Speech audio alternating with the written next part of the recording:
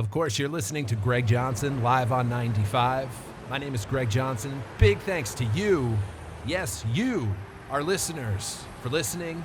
You can reach out to the show at liveon95.com. We do this show on the side of the highway. Coming up, James Adomian is walking in right now, my old friend. James Adomian is a brilliant comedian, actor, impressionist. James. Oh, Hey. Greg, how you doing? You still here, huh? Dude, it's a pleasure to see you, dude. Thank Oh, you it's for always coming great to to hang see you. out, man. It's always great to see you.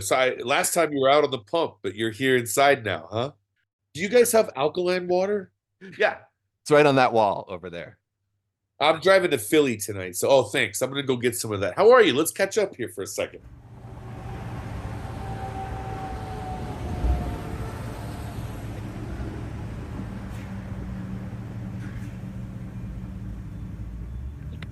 Yeah, Thoreau had a pond near here. There's a shack. I've been there, I think. Am I getting that right? Thoreau? Am I even saying that right, James? Henry David Thoreau, you are thoroughly correct. I had a friend in college who had a T-shirt that said Thoreau Sauntering Society, and I was like, yeah, that's a smart person's shirt. Yeah. It's really mind-boggling what he did, like when he lived on the pond there, right? Yes, he lived on the pond. Is it true his parents lived like a mile away or no? I have heard that, yeah, he was like taken care of. But yeah, OTP on the pond.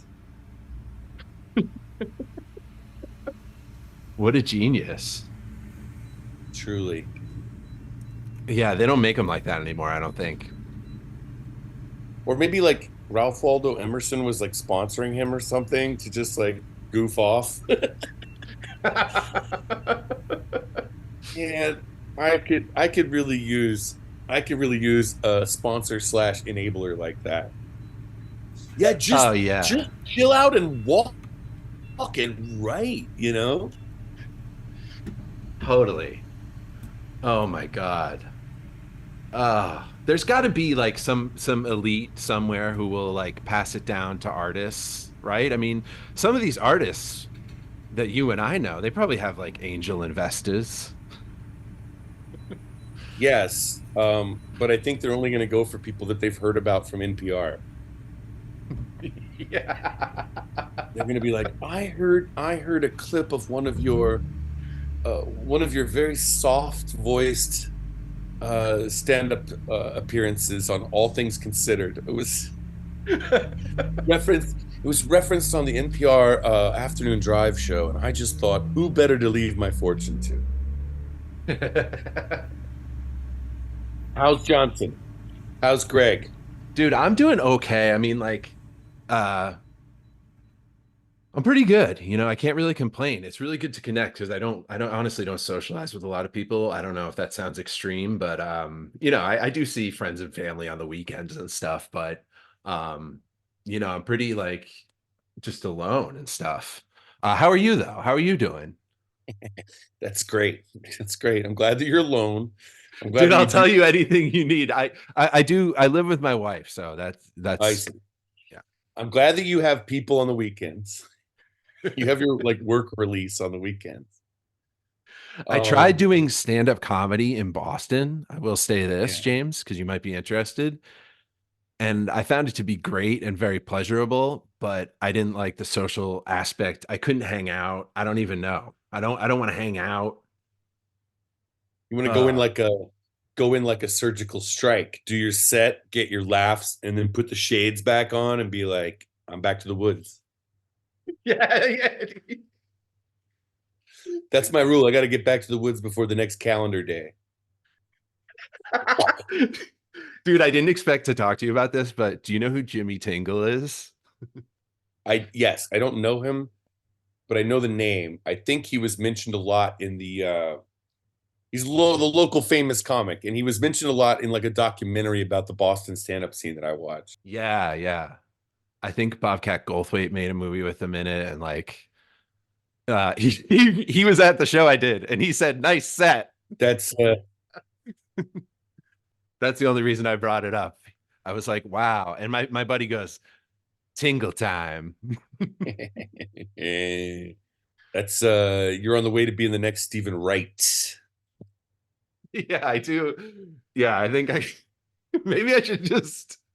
Okay, you're giving me an idea here. I'll. Yeah, I think Stephen Wright lives in the woods somewhere around here. I mean, hasn't he always? Yeah. Well, I did a character one time, 51st Jokes, where everybody does the no, excuse me, the other one, Stick or Treat, where everyone does the impressions of other comedians. I was gonna do Stephen Wright. I had the whole costume, like, and I put like a little mole on my cheek, and I was wearing like this curly brown hair I have. And then Adam Newman goes, "Why don't you make it Stephen wrong? And just do the jokes, do Stephen Wright jokes wrong." And I was like, that's better than what I was gonna do. So I did Stephen wrong. And I just did like the setup for Stephen Wright jokes and then just answered them what the real answer would be. That's wonderful. Oh my God. That's so good. I was on the road a bit just now, brief little trips. I was in Minneapolis at Acme Comedy Company, unseasonably warm. Everyone in Minnesota is like, okay, we're wine country now. And it's really weird. Like, the land of 10,000 lakes is about to become the land of one large lake. Wait, because they're all gonna flood Everything's together. gonna melt. Everything's gonna melt. Canada's gonna melt and flow into Minnesota and just be one big lake. Yeah. And then I was in so I was there, and I was then after that I was at South by Southwest in Austin, Texas. Oh, how was that? Nothing more authentic than your lanyard plus this sticker gets you a free taste of local barbecue. True, authentic Austin, Texas vibes. Who did you hook? Yeah, go ahead. Oh, I was just gonna say I've been going to South by Southwest for like 12 years or something like that, and I've seen. I was there when I was like young and bright eyed and like, oh wow, this is great. And then now I'm just like, yeah, going to South by, doing some shows, and it's so funny this year. They were really quiet about Bitcoin and blockchain and cryptocurrency because they've been every year for 12 years, all these events and like people pushing different cryptocurrencies, different Bitcoin solutions. And then everything crashed.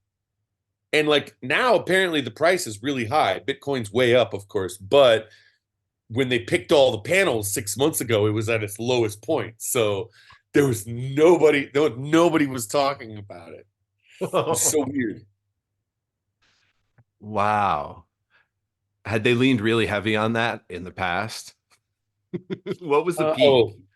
Oh yeah. Oh yeah. Every panel at South by Southwest was like solving film and music problems with blockchain. Like endlessly.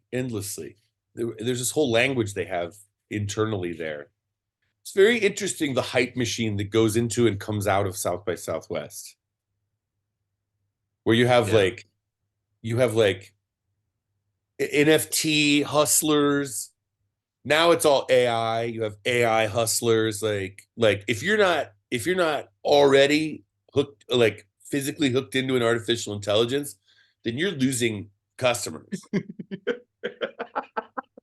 And then at the same time, it's like it's so weird. Like early on, I would go there and you'd see like Edward Snowden or Julian Assange doing an interview by telescreen, like a remote interview with South by Southwest. And then it just became more and more like, oh, Obama's here. Elon Musk just popped in to talk about his bullshit. And now in the last 2 years, they've had the CIA and the Army exhibiting in the trade convention center floor. No And, way. No way. yeah, so the CIA has a booth at South by Southwest. Unreal. What the Not fuck? really, not really very covert these days. Not hiding it. Oh my God. So they have like a booth like with all the other merchants? Yeah, and it's like maybe they're trying to recruit people to work for them, or they're trying to be like let's partner with the company, partner with the quasi-legal government agency that has overthrown almost every country, a government in almost every country in the world. We have a great track record of success. Oh my God. It's unbelievable. It's getting better every day. It's getting better all the time. Oh my God. And in an election year, come on. I am. I should be more. I mean, I used to like live for election years, and now I'm just like, yeah, uh-huh. Maybe I'll get more into the Olympics this time. I like that for you, James. I think that's cool. You can have Like, take this one off. you can have underdogs in the Olympics too. Oh yeah. Where are they? Paris this summer? They I are. think. That's right. Parisian. Les Olympiades et les Olympiades français. Le plus ça change, plus c'est la même chose. Do you think France can handle that? I mean, it's going to be like a tough summer, James, right? I would love to see the Greg Johnson op-ed in the Guardian. Dude, do you think France can handle that? Oh my God. If I get that byline in The Guardian, I'm Yeah, going to ask you to come back on the pod then you're again. somebody. Yeah, get that Guardian ink. Dude, I don't know. No, I imagine that there's just going to be accordion music playing outside of there'll be every event will take place with like an open air cafe, a bistro next door to it with people watching, people watching with like large oversized newspapers that they like kind of turn down and like look over the newspaper like, ah, les athlètes.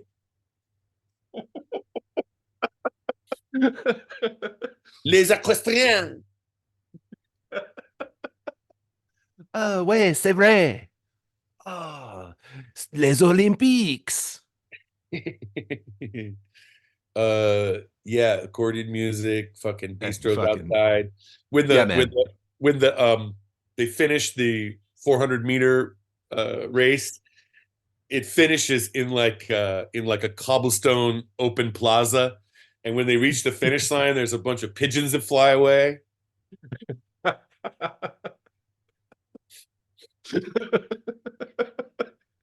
I could see that, man. I could see that. I don't know. I hope France comes with it though. They should do like a summer Olympic event of like getting around Paris without your phone and just trying to translate signs and stuff. Oh, Whoever, no, honestly, did you hear that the rowers are gonna use baguettes?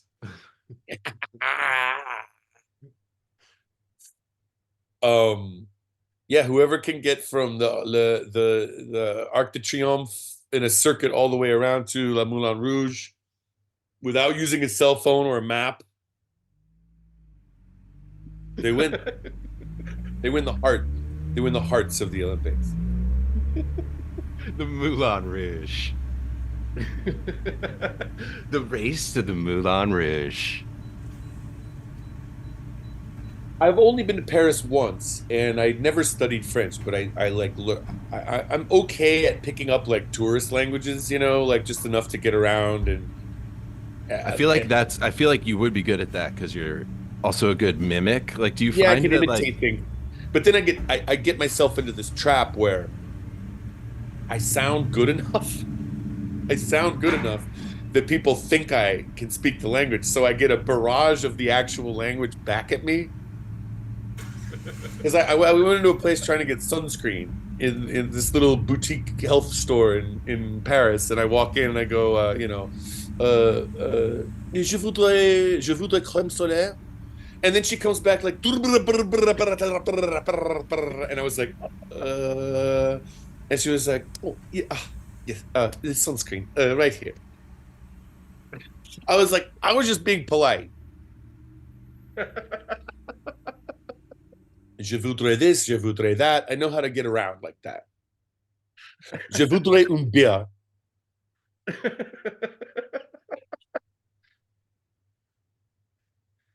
Dude, the same thing happened to me. I was like, I'm not even saying this. I was just talking about this with my wife. She can't believe it.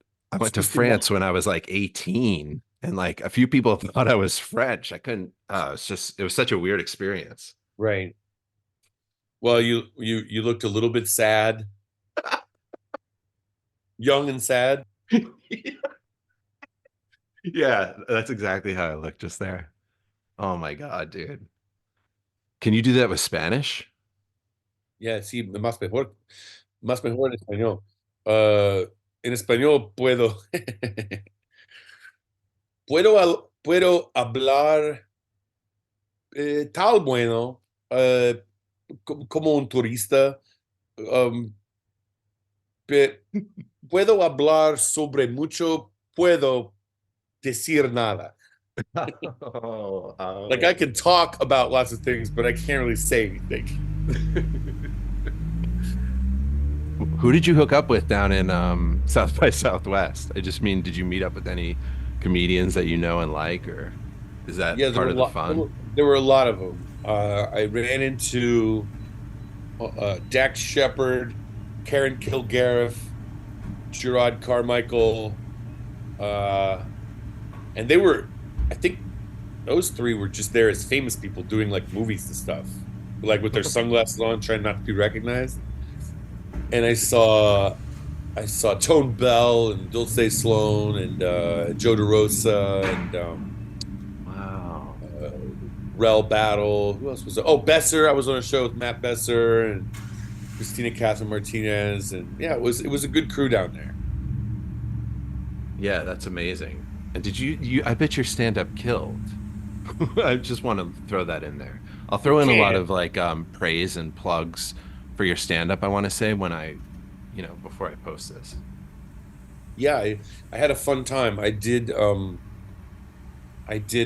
couple of stand-up sets, and I did a Besser's Improv podcast, Improv for Humans, and I did what do you call it?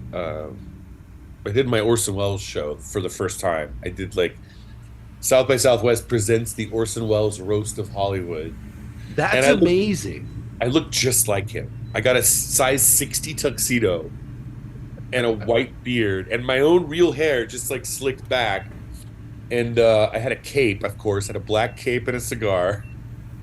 Amazing. I don't do magic, and he was like big into magic. So when I came out, I had these 2 double decks of playing cards that I just sprayed at the audience, and then I was like, magic. Dude, that's incredible. Oh my God. I'm so happy to hear it. How long did it take for you to conceive of the full show and unleash it on the world at South by?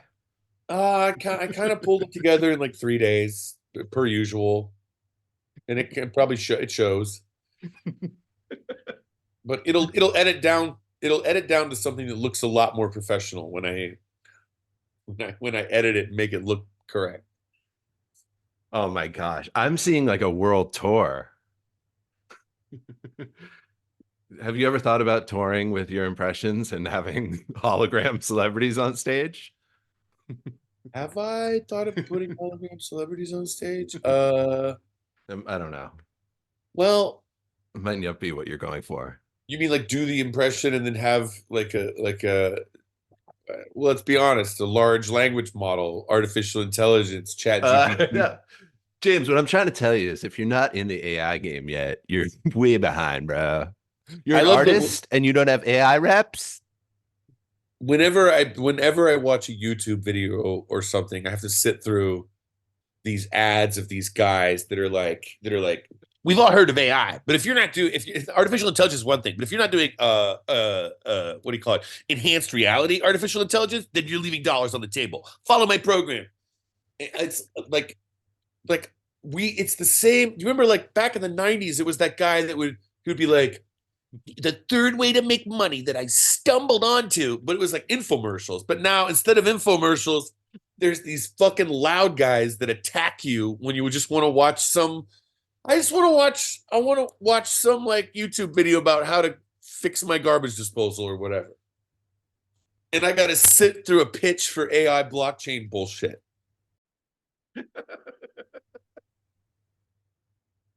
I can't scroll anymore because if I scroll, I get every ad or somehow everything in my feeds on social media is people trying to like sell courses or online marketing. Right. Right. Masterclass. You watch Jordan Peterson for an hour and a half on Masterclass. Jordan Peterson. He's a real trigger for me. guys, you've got to get out there. You've got to get out there and get on your blockchains. You've got to clean up your blocks.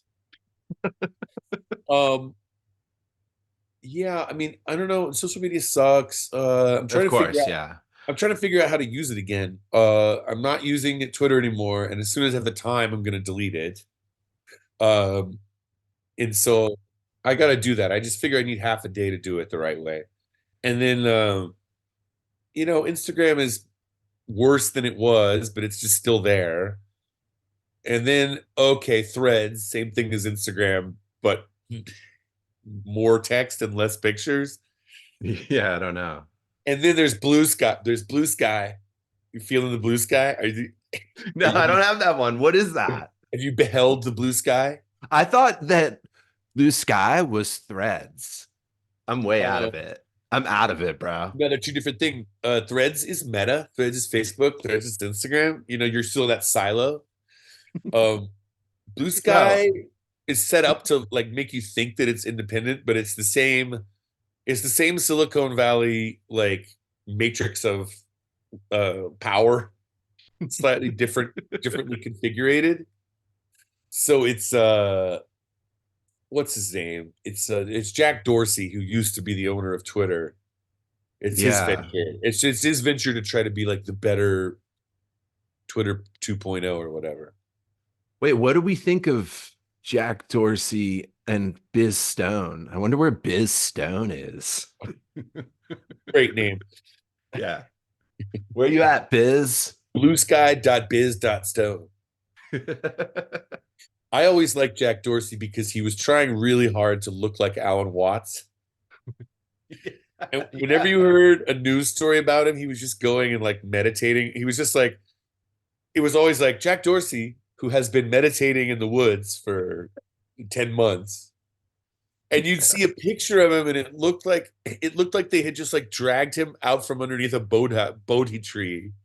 Yeah, dude. He looked like he's like, I only eat on Tuesdays. And he looked like the end of like a cult doc when like it's not going well. Like, because he's so thin. He's like emaciated. Right. Well, when you're very successful, you make yourself look like you're very unsuccessful. Oh, wow. It's the final evolutionary circle. Oh my God, I've never thought of that. You are complete. You have everything and nothing. Oh my gosh. You just kind of blew my mind.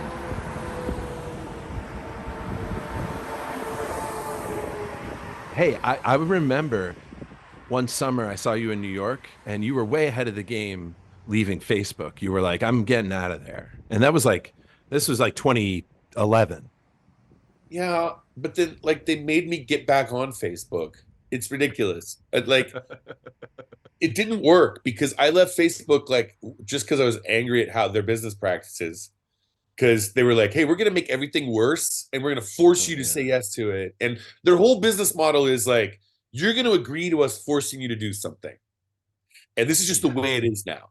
And I hate that. I hate that. Like I wouldn't let like a fast food restaurant treat me that way. I'd be like, oh no, this sucks. I'm out of here. So I Yeah. had way more dignity back then in my early 30s. And I was like, fuck this. And I like, it was so weird. I walked away from Facebook like as I was on Last Comic Standing, like as I was getting this like flood of like new fans, I was like, hey, by the way, I don't want you to be able to find me. Oh. Certainly my Oh. social media strategy, you could say, has been unorthodox.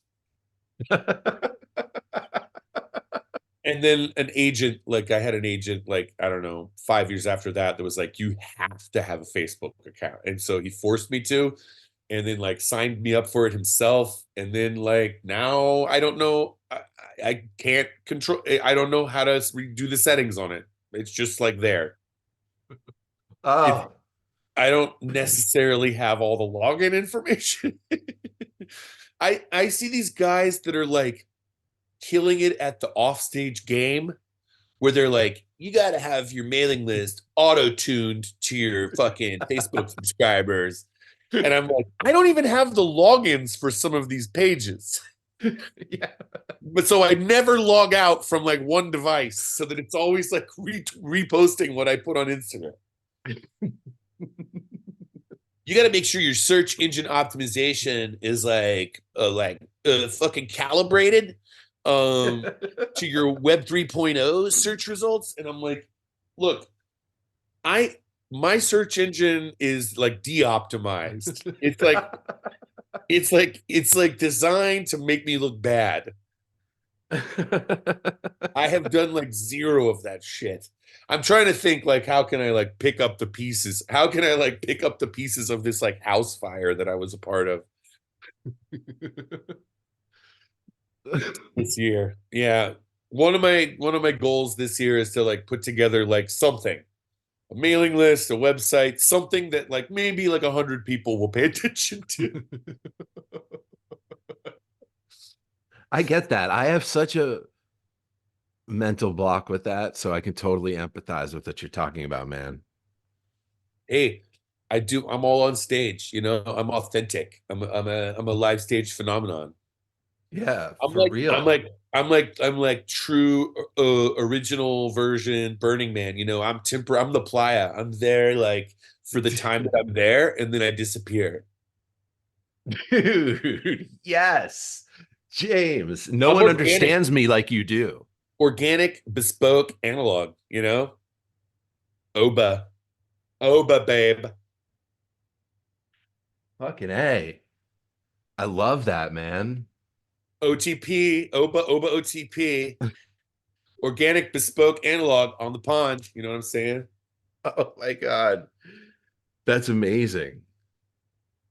Dude, that's Yeah, it's just amazing. like people, sometimes I have people who work with me that are constantly angry that I'm not promoting more things, and I or promoting them correctly, or like in a way that people engage with or even see.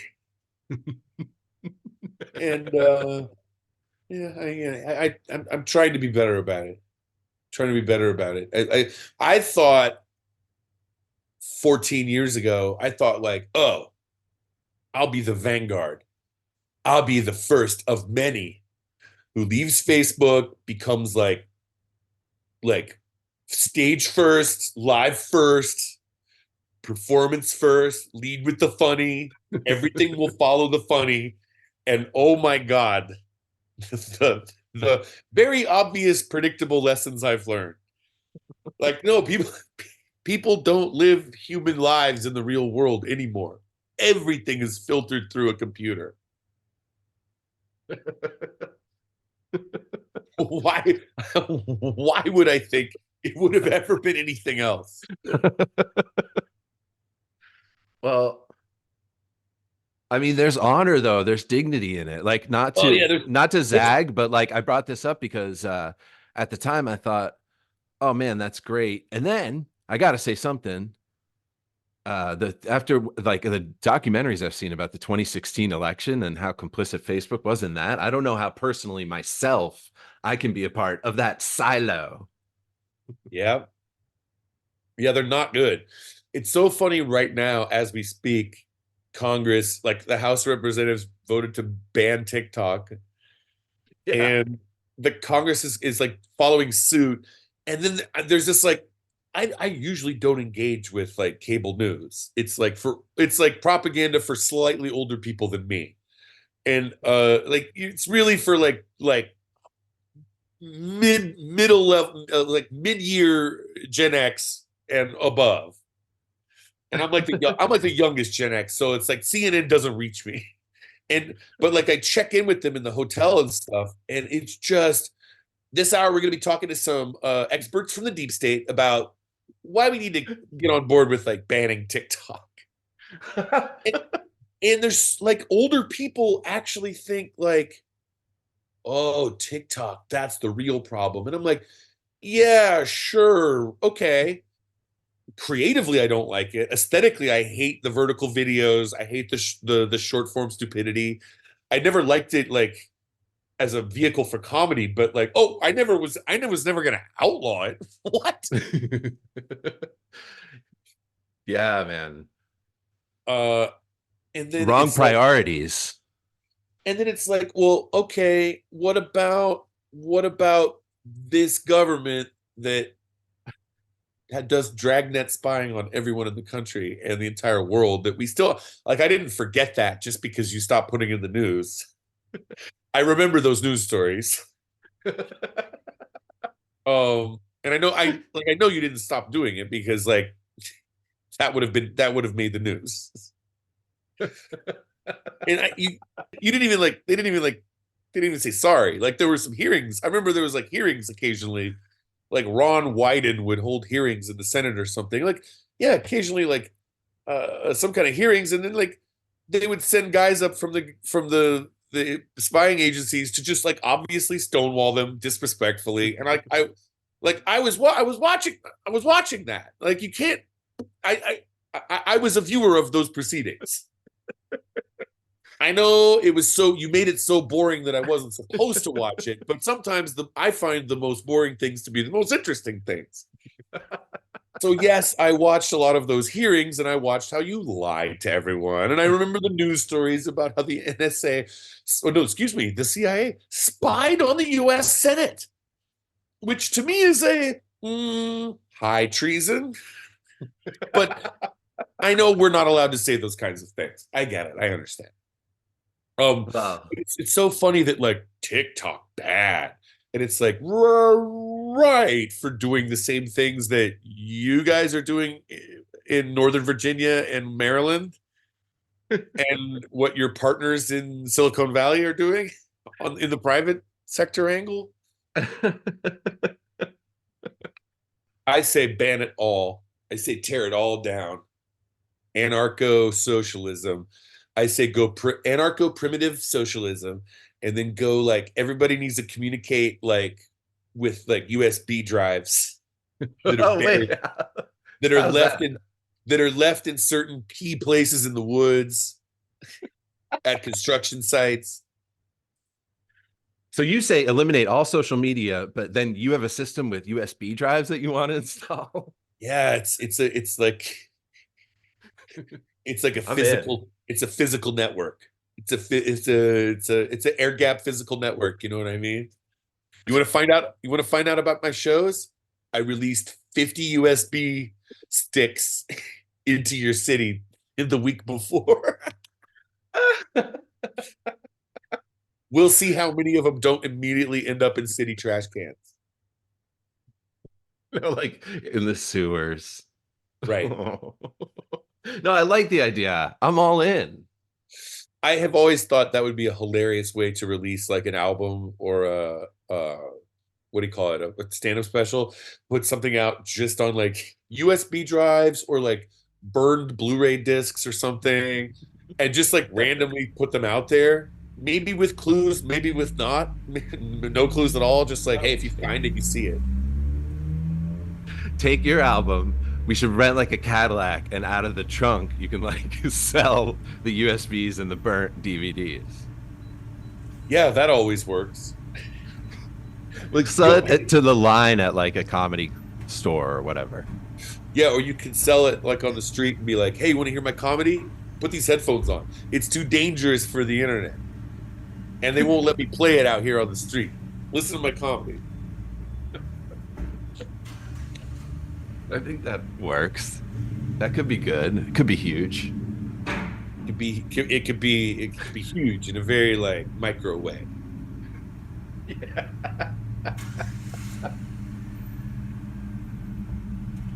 Check out my carp hat. Carp. That's Carpinteria, California. You're from Southern California, yes? Yeah. On the map, I'm close to Carpinteria.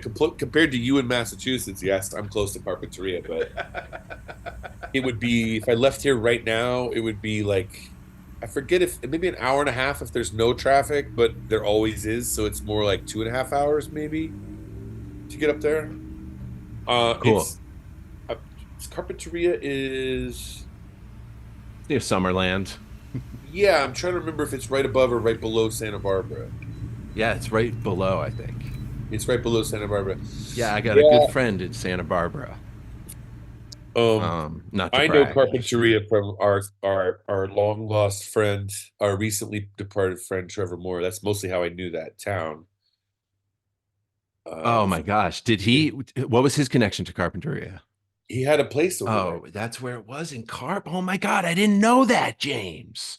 Yeah, Listen, man, I'm still in like trauma, like processing, that too. But anyway, that was tough for everybody who knew him, and a lot of people who didn't know him too. And I hope he's.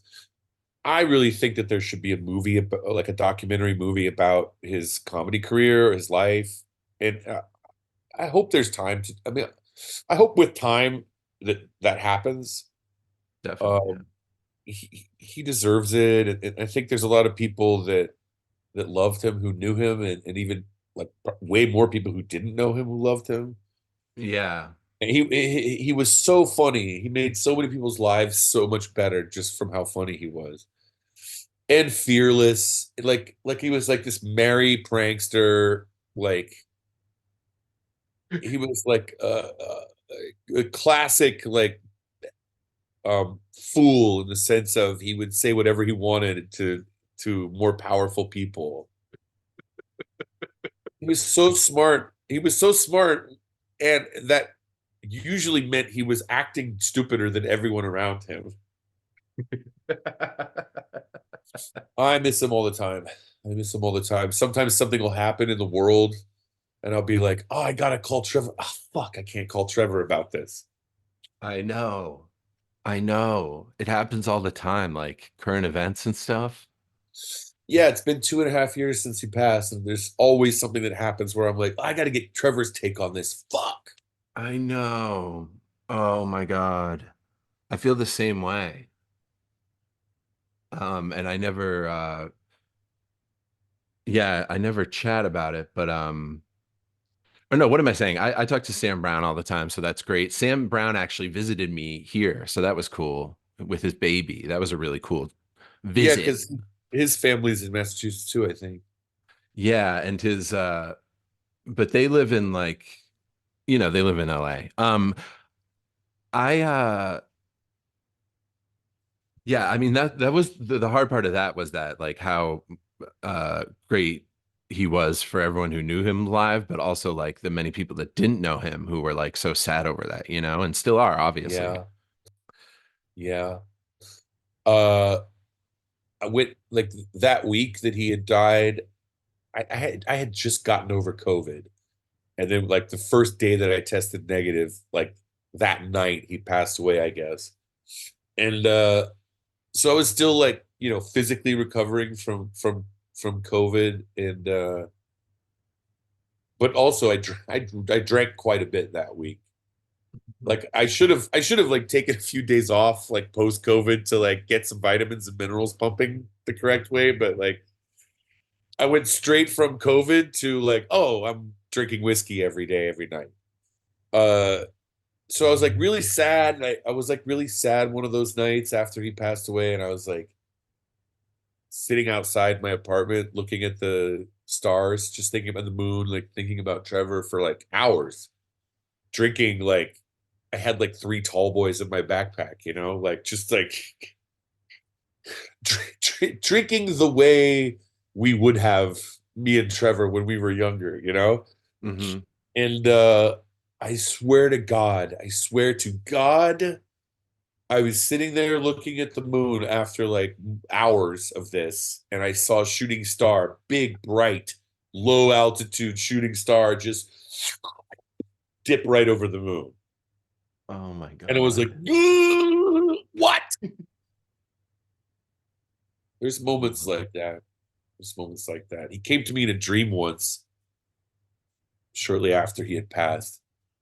And it was really trippy. It was really trippy. He was like, it was, either him or my memory of him was this character figure that was like showing off, like, hey, I'm not tied to a human body anymore. Look at all the things I can do. Oh my God. That's so apt and profound. It felt like the kind of thing he would do if he was able to come back and communicate a little bit. He would be like, yeah, it's fucking great, man. You wouldn't believe this fucking shit I could do. Where this Trevor character was like playing with space and time, showing me like, hey, I can present in all these different forms now that I'm transdimensional. Either I made that up Wow. in my dream, or it's true, or it's who It's knows. something in between. It's something therein. I mean, you and I, do you remember we were together, James, and we looked up and in the sky there was skywriting above the cemetery? Do you remember that? And the skywriting said, pay attention. I swear to God. Yeah, was this on the I day of have the? the receipts I texted you shortly after to make sure to help us remember, if you will. But anyway, that was a weird thing that happened. Was that on the day of the funeral or like a little bit after the funeral? Yeah, and that was the last time you and I saw each other, it was that day, and then we were in Atwater Village together. That's right. That's right. We went to the bar in Atwater Village with a bunch of Trevor's friends. Uh, yeah. Um,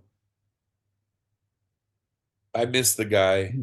I should spend more time like putting on his like conversational podcast, because it some of that kind of makes it feel like he's still around.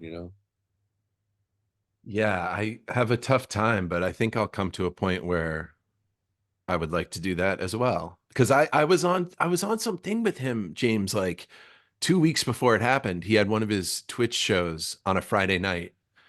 And it was odd for me because like that's still online. So much of his live Twitch stuff, I think, is available, but it's just overwhelming for me to think about. Yeah. I had been trying. I regret this, actually. We had been going back and forth trying to get a right time for me to do his show. Like, we had an ongoing conversation about like, can you do this? Oh no, I can't do that one. Can you do the one? Yes. And then like, oh, sorry, we can't do it that week. We had an ongoing like phone tag right there, like right at the end. Ugh. And I still feel bad about that. But I know I did have like lots of great, great, insane, deep conversations with Trevor Moore. I just wish I'd had more of them over the years. It's Yeah, natural to feel that, but you don't need to feel bad about the phone tag. I feel like I know, these I know. coincidences maybe have something to do with that. Like forgiving yourself for that. Oh yeah, it was his fault. I'm just kidding. Uh, One time, I remember one of the funniest things he said to me. I think I wrote about this when he passed. Was I was with him at his place, I guess, and we might have been stoned or drinking beers or something, and he was talking about this fucking plan he had where he was like, yeah, man, I'm gonna prove it. Yeah, I figured it out. I'm gonna prove that what happened at Dealey Plaza could not have been the official story. Yeah, because JFK, yeah, go ahead, please. He had this scheme he was gonna pull together where he was going to recreate the Kennedy assassination, where he played John F. Kennedy in the car, down to the detail of everything the same. And he was going to run the simulation by the official story and then by the correct story that Trevor Moore and most people believe in. So he was going to do a live fire recreation of the Kennedy assassination from the official story, where they were going to try to shoot at him from the book depository with real bullets. And he was so confident. He's like, "Nah, there's no way. It's through a tree. There's no way they'll do it. They'll know. There's no way they'll get me." But then he was going to run it. He's going to run it like from the grassy knoll and from the other locations. That's like what really happened. And he was like, "But that's going to be." He's like, "That's going to be like rubber bullets." Okay. Okay. Or like paintball or rubber bullets or something, because he was like, "No, that's how they actually got it." And I was like, I was laughing so hard at this, at the audacity of it. And I was like, Trevor, how? They won't. It's illegal. They won't let you do this. No one will insure this. How are you going to do it? And he was like, "Yeah, that's the block I've come up against. Nobody will insure me to do this." Like, indicating that he had been like asking around, trying to make it happen as a producer. You've been pitching it? Yeah, like, oh no shit, no one will let you have like live rounds fired at you. It was like it was that kind of like, there was like an innocence to this like bravado that was so funny. Yeah. Yeah. That's like a fearlessness, like you said. I mean, what's more fearless than that? I mean, Yeah, he was fearless. Some of his stuff was like, still to this day I'm like, I cannot believe he filmed that and put it on TV. what comes to mind? A lot of those solo whitest kid sketches he did, and stuff from his specials. Kitty history. It's like, how I always think, how I thought it was illegal to do things like that on TV, or like informally illegal, like where there's like a secret law where they're like, of course you can't say that kind of thing on TV. Kitty history is so funny and so true. The Clint Webb, the fake commercial for the guy running for Senate, Clint Webb, is so fucking dark and funny. The Pledge of Allegiance sketch, um, like several, like the other one where he's talking to the classroom of kids. Yeah, yeah, yeah. Uh,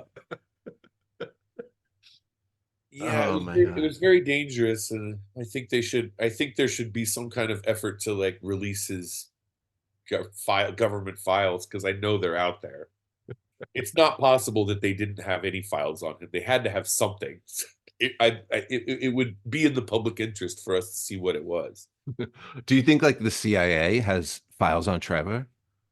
Oh, somebody does. I don't know which agency, but I think a broad number of Freedom of Information Act requests could be filed in various jurisdictions and with various agencies. That's beautiful. I don't know. I don't know how to do it. I think it should be done. We got to open the books. Open the books. America's most dangerous fool. Oh, you know, I think originally at a show, Zach Kreger introduced me and you, and I'm grateful for him for that. But Trevor Probably, also, oh, do uh, you remember when you met Trevor? yeah. So I probably met you in New York at Rafifi's. was it Rafifi, or Yeah, I where did got Friday nights at Rafifi. where did Trevor and the Whitest Kids have their show? Pianos, which was like, right down the road. Pianos. So I wasn't sure it was either Rafifi or Pianos. I met you because there were a couple times in New York where I hung out with all those guys at both of those places. And Trevor, I do remember actually where I met Trevor. It was at Josh Fadum's show here in LA. Uh, Josh Fadum introduced me, or was like the introduction between a lot of people I know, or a lot of like groups of people I know to this day. Like, Yeah. Josh Fadem was like this key person that would like know someone before me, and then I would know them, and then know everybody from them. And like Yeah. over and over again, Josh Fadem is this like door opener for me, like knowing a bunch of people when I was younger. I love that guy. It was his show. He lives in Tulsa. He does live in Shout Tulsa out. now. My wife's from Oklahoma and I love it. Oh yeah. Yeah, Josh is from there too, and he's living back in his ancestral lands. Josh had this show here in LA at the Ramada Inn on Vermont, in the basement of the Ramada Hotel. And the hotel's still there, the basement's still there. I don't know if anyone does shows there still, but this is like late Bush era, I think. Is it? It must be. Or just over into early Obama time.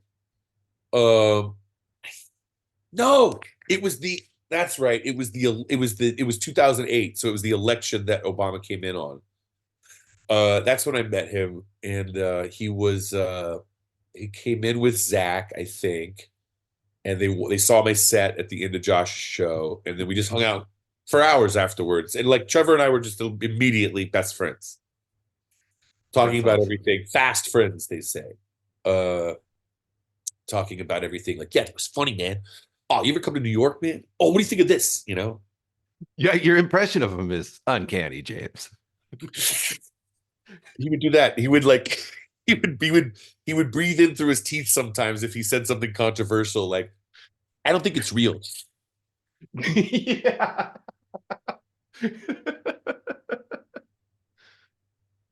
Oh my gosh. Yeah, man. Yeah, man. That was He's like, yeah, man. yeah, man. Something. He was a good guy to know. I'll never forget him. I'll never forget him. I want there to be some kind of movie about his life where people can say or recreate, some of the greatest stories they had of him, reenact them or something. Definitely. Show some of the clips of what he did. That's a It was fabulous idea. it was like he and the whole Whitest Kids crew, all of them, and Trevor in particular, found this, like, I don't know, this way to do something on TV that seemed impossible. And it was like, in some ways, it reminded me of early Conan O'Brien, where when I was a kid, like 13, 14 years old, like Conan O'Brien seemed like it shouldn't have been allowed on TV. Like it was too funny, it was too dark, and also too stupid and silly. And like, why would this be on television? And not in the same way, but in like an adjacent way, in like a tangential way. Trevor and the Whitest Kids were like that too, where you were like, why did no one stop them? Yeah. Yeah. There's so many people in American television whose job it is to stop things that are like original or good. And it's like they weren't paying attention to fuck Fuse and IFC at the time, I guess. Yeah, that's a great comparison because I see some Conan stuff from like the 90s and I'm like, wow, what is that? But wasn't it funny that he was friends with like Jay Leno? Oh, Trevor? Yeah. Yeah. Yeah, Trevor was friends with everybody, and he had struck up this friendship with Jay Leno because he did some bits on the show, and then he kept bringing him back. And it's like, what? Why? What? Why is Trevor friends with Jay Leno of all people? I don't know, man. He's a good guy. And this was like at the low point of Jay Leno's reputation that Trevor was like, oh no, yeah, man, he's great. Yeah, because you bring up Conan and people for like a year where the nation was against Jay Leno, but like, nah, he was Trevor's best friend. Trevor would do his Jay Leno impression, telling a story where he was like, I think he was like, he tries to be nice. he tries to be nice. He got me a gift. He got this nice like travel bag or something with like, men's toiletries and like grooming kit. And he would, as Jay Leno, he would say like, yeah, you travel. He was like, he's trying to be nice. Yeah, you travel a lot. Yeah. And he loved it because he was like, yeah, I do. You're right. I He's like, can't argue actually, with yeah, I that. do. I do travel a lot. Wow. Because one time I think I went out to visit Trevor in like 2011. I think you were like on Conan, one of your Not wonderful many. countless appearances. I wasn't on Conan a lot, but I probably was on. Maybe he had two different Conan shows when he was in his LA years, and maybe I was on each of those shows once or twice. Uh, so that's plausible. Yeah. Yeah. God damn. I remember 2011. Fuck yeah. Spent a lot of time with him back then in those like early WikiLeaks scandal days. And Trevor was one of the people that had downloaded the fucking insurance files that Julian Assange posted on WikiLeaks. Wait, Like, what does that even entail? Like, no so one he knows. No one knows because he never pulled the trigger to like open up the files. he just wanted to have them. Trevor got into that kind of shit. Yeah. Yeah, and you have told me in the past, or at least we had a conversation about basically. I don't know why I'm laughing. Sorry, because it's so funny. That's why I'm laughing. But basically, how you had a lot of respect for Trevor's general JFK theory because it was all pinned on the CIA, correct? Yeah. I mean, it's kind of the truth. And Trevor was very well read on the subject. And, something that I admired about him too was that he didn't just fall for anything. There was like he was he was precisely correct about a lot of things. No one's perfect, but like he didn't really go for some of the wilder conspiracy theories.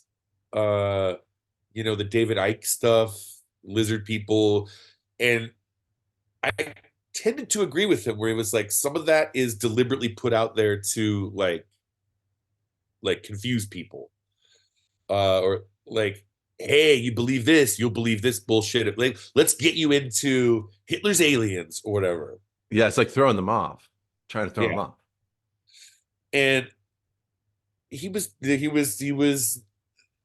just fall for anything that you would throw at him. And there was and I don't think he liked quote unquote conspiracy theories as like a hobby, like some people do, like, hey man, have you heard this? Like he was Yeah, no. actually, and I tend to agree with him where he was actually like, no, there's like an organization that's has a secret mission in its founding documents to like control American politics and assassinate people who get out of line. Like, yeah, that's what they do.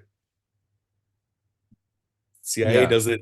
CIA does it internationally. The FBI does it domestically. Like that's kind of they're doing what they're founded to do. Um, yeah, there was a he was a careful thinker about those things.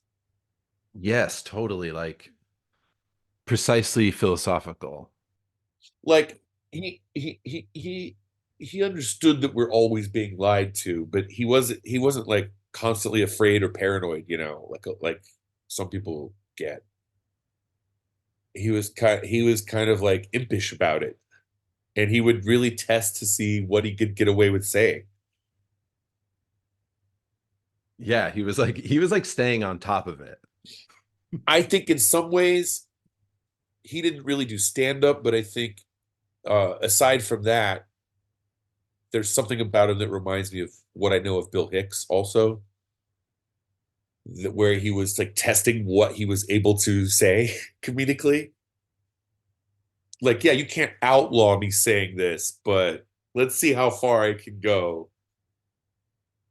And make sure that he always made sure that it was really funny. Like Kitty History is very funny.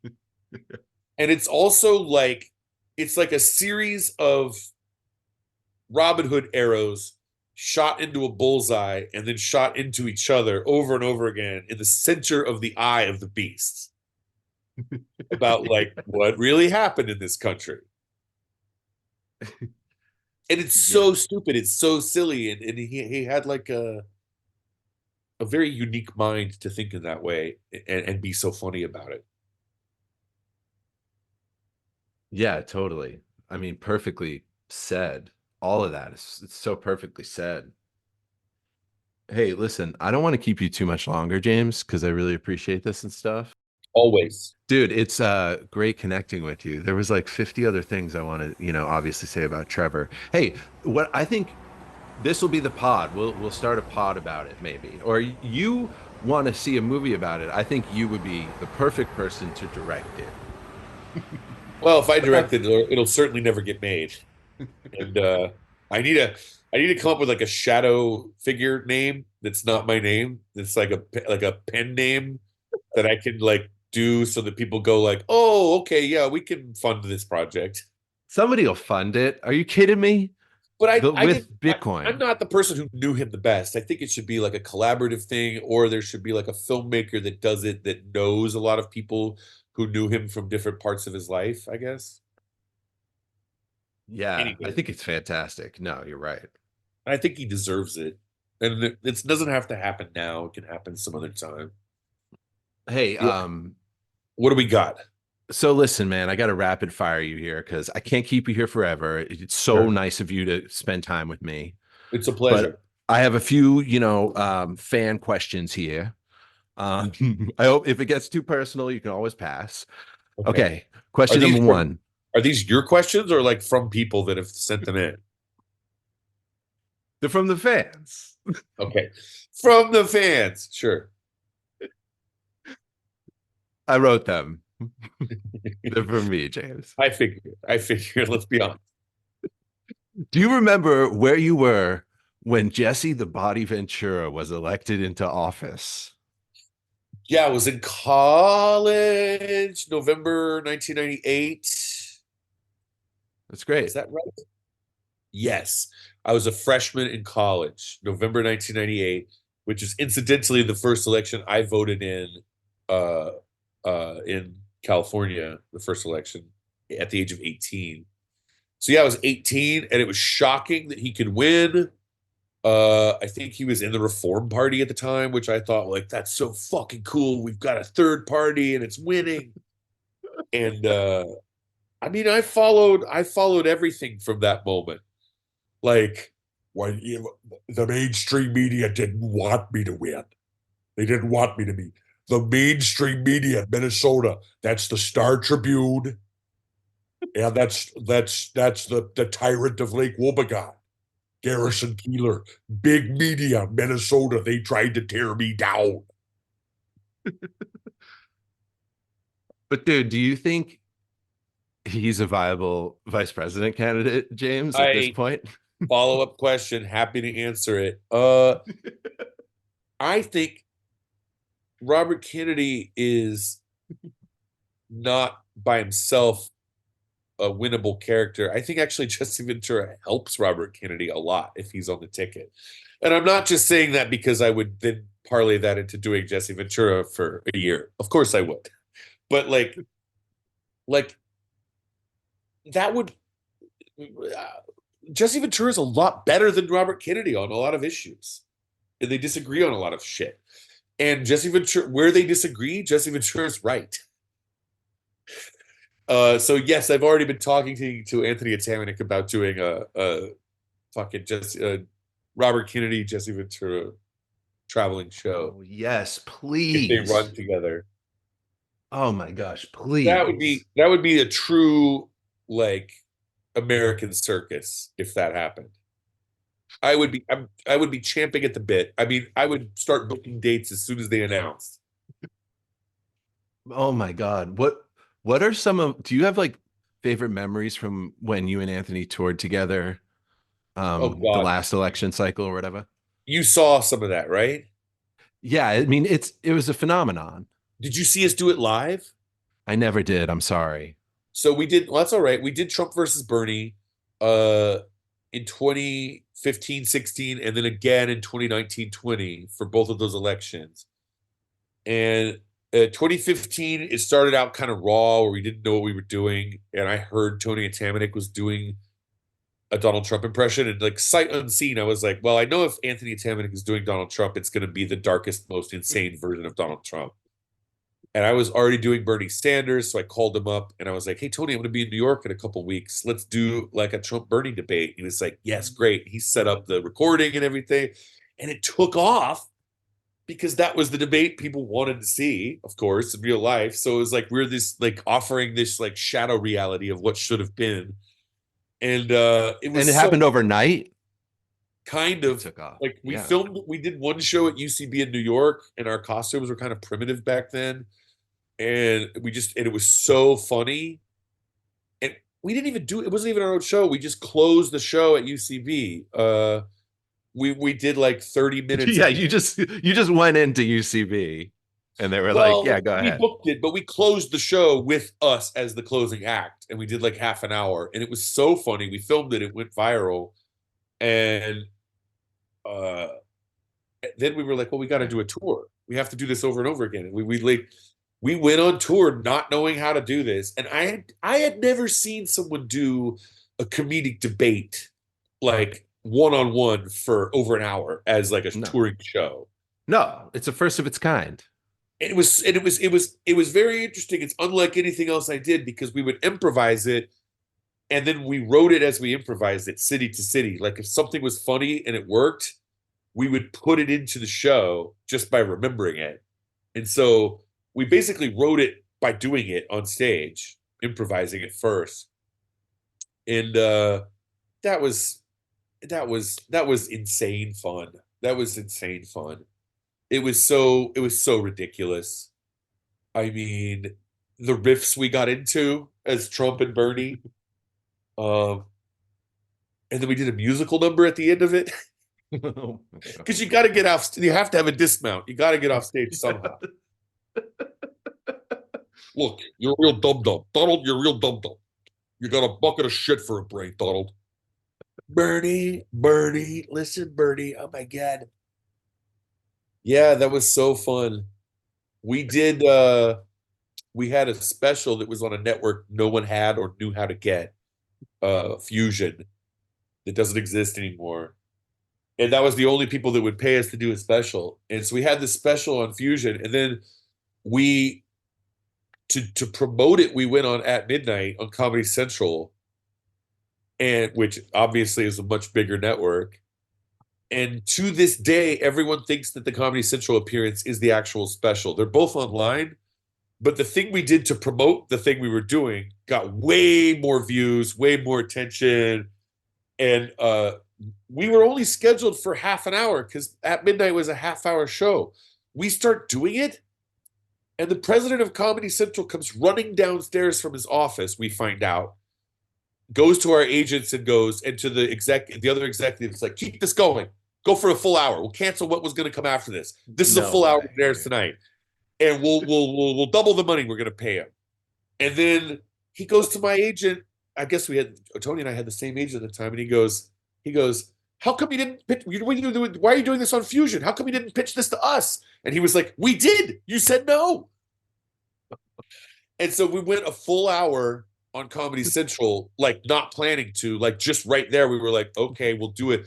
But we both went to each other. We went like, let's save our big closers for the big special. So we didn't do all the gold at the end of it because we were saving that for the special. And then it turns out like nobody watched the special. They only watched the promo thing from Comedy Central. So it was really successful, and it was really good. And a lot of people saw it, but they still saw a version of it that didn't have our like big knockout closer at the end, the closing statements and stuff, and the musical number. And I can't complain because it was just like everything was happening so fast and dynamically. We were on the road, like kind of chasing the primaries. Oh, I'll say the best memory was we were in New Hampshire in 2016. Jesus Christ, 8 years ago, when Bernie won the New Hampshire primary. We had just got off, like we did our show. And then like a couple hours later, Bernie wins the primary. And then we stumbled into an after party for the Bernie Sanders volunteers at like a bar. We stopped to use the bathroom on the road and like on the way back to New York or something. And it's nighttime, or maybe like we're one city in New Hampshire going to some other city for a hotel or whatever. We stopped to find a bathroom. We accidentally wandered into this party of the volunteers of the Bernie campaign, and we were not in costume. We were out of costume, and everyone immediately recognized this. They were like, "You're the fucking Trump versus Bernie guys." And we had such a blast with them. That was so fun. The night we did our show in New Hampshire, and Bernie won that night. That was a nice life moment. Oh, hell yeah, dude. You are a king. That's wonderful. I'm blown away by that. And why do you think, like, why did all these people even pass on that? Because if that lived on like HBO or something, like, We what weren't famous. Everything in Hollywood goes to someone who's already famous. You have to already be famous from something else, and that's never happened to most, well, to me, to most people. And even when I do kind of get well known for something, I'm deep in character, so it doesn't translate to other things. Like you have to be already famous from something that people will remember immediately your face and name for. Not like, oh, that guy who was deep into character that you have to be told is the same person. That doesn't work. You've already lost. So we're way down the food chain in favors that need to be passed out to people back then and still now, 8 years later. So it's just like, why are we going to give a special to these guys that aren't already famous? That doesn't happen.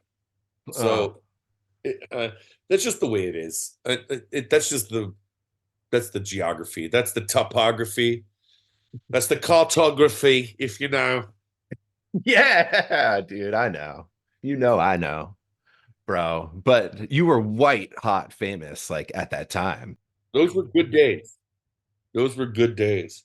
And for some reason, Bernie and Trump wouldn't debate each other. So what do you think's going to happen in this election coming up? Well, I will say one time we did a show. We did a bunch of shows in some cities. We had repeat shows, and Boston was one of them. It was The first time we did a show in Boston, it was at a music venue, and on the front doors, there was a piece of paper that said, Trump and Bernie themselves will not actually be at the show. It is a comedy show. Like they had obviously been getting inquiries.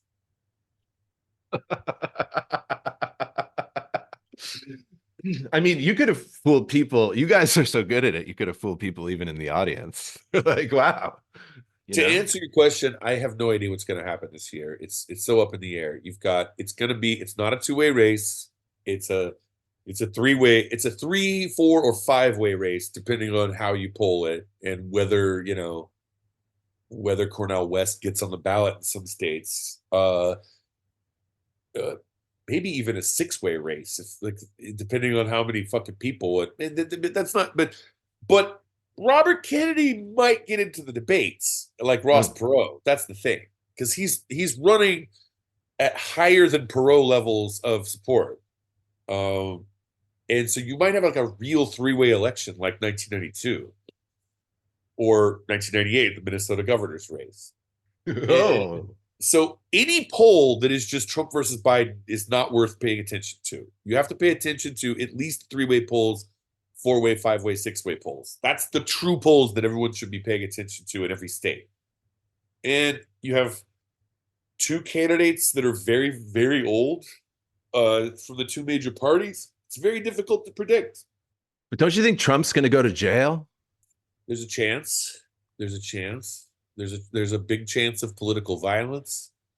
There's a chance that it all just gets settled normally if everybody puts away their guns and picks up baseball bats to go play baseball, not to hit each other with. Like, wow, I don't. That would be wonderful. It's time that we beat our swords into baseball bats, and that those baseball bats be used for nonviolent purpose. Come on, man. Come on, pal. Whoa, whoa, whoa, whoa, whoa, whoa, whoa, whoa, whoa. What's the plan, Stan? Come on, man. Calm down. It's American people out there. American people are good, man. out there. Fantastic. I met with the president of the United States of Europe. He was a good girl. Angela Merkel. God knows what'll happen. God knows what'll happen. And people, they're so old that someone might win and then die of natural causes before they take office. Like, it's so fluid. The vice presidential candidates have like real fucking traction this time. Usually you can ignore them, but like this time it's like you're probably going to end up voting for a vice president. Yeah, like a backup quarterback. But yeah, that's why it's like Jesse Ventura and Aaron Rodgers. Like, are you kidding me? Come on. Yeah, and like Jesse Ventura, I can see his calculus. Like, I disagree with Kennedy on a lot of things, but I'm going to take the job and run as vice president because he is a Kennedy. That's a high likelihood that he's going to get assassinated. I know it. He knows it. That's what he led with. He called me on the phone. That's the first thing he said. It's like an injury at WrestleMania. Yeah. I mean, you got to step up. It's going to be a circus. And if the right people are involved, I wouldn't mind being in the middle of it again comedically. It was very fun the last time we did it. Oh, hell yeah, dude. Do you look to Bernie to run? Like, do you have a text relationship with Bernie at this point? I know some people who used to be in his campaign, but I don't like. You don't hit them up to tell them he should run. I don't like to try to like wear out people's, contact, but no, here's what you do. Send them a USB drive. That's just this is a callback. Yes. They're all scattered off to different projects and stuff. And I think Bernie's time is over as far as like a national candidate for president. I think he knows that and everybody else knows that. He's too old, and it's pretty clear that he's kind of like buckled down underneath the Biden machine for whatever that is, whatever that means. But he's occasionally, sometimes, very often, still a very good senator. And pretty healthy old guy, so I think he'll just be around for a while. Yeah, you must have come to like a deeper understanding of him by playing him for all those months, right? Oh yeah, I got to meet him too once or twice, and he was like a grumpy old good man. All right, let's hurry this up. Let's get this done with. I gotta look at some numbers. I did the Bernie versus Bernie thing with Bernie Sanders, and he didn't want to do it. His whole staff wanted him to do it, and he was kind of like cajoled into it. He tried to get out of it, and his wife loved it. She was in the room, and I was watching her, and she was trying not to laugh audibly. She was like dying, and I was like, "That's all that matters." The guy's wife thinks it's funny. Yeah. Okay, what are we doing? All right, we got 5 minutes, 10 minutes, no problem. Hey, did you and Anthony ever switch and you did Trump and he did Bernie? No, we thought about doing that. That's a stupid question. That's a good idea. That's like fucking it's just because your Trump is so amazing. It's like True West with Gary Sinise and what's his name? John Malkovich, where they would switch up the parts. Or was it Philip Seymour Hoffman and John Malkovich? So it was one of those combos where they would switch up the parts night to night. We thought about that, and that's not a bad idea. But then you're like, you need to do that for an audience that doesn't care whether they get their money's worth. Yeah, completely. Yeah. Oh my God. I mean, to see that live, were you? So there are parts of that were dynamic, and they'd be different every night when you were doing it. Oh yeah. It would change because we would do local stuff for every city, and it would change because we would forget old jokes, or there would be something new that we would try to remember from the last one. And then sometimes we would just get into some riff and some new thing would happen. And we had different moderators in different cities too, so the questions would get asked different ways, and we would get into topics in different ways. Yeah, it was very different at the moment. You're absolutely incredible. You're absolutely the greatest. Any final thoughts on 2024, the future, AI? Bro, if you're not into AI, man, I don't even know what to tell you at this point, bro. you know, if you're not into AI, then it's time for you to look into Unblockchain. Unblockchain is a new service that we're advertising here before every YouTube video you're going to see. You're leaving thousands of dollars. I'm waiting for one of these loudmouth influencers before a YouTube video I'm trying to watch to be on and be like, ding! Sign up for my course and I'll show you how to make $30,000 every month by voluntarily going to jail. Click here to find out how.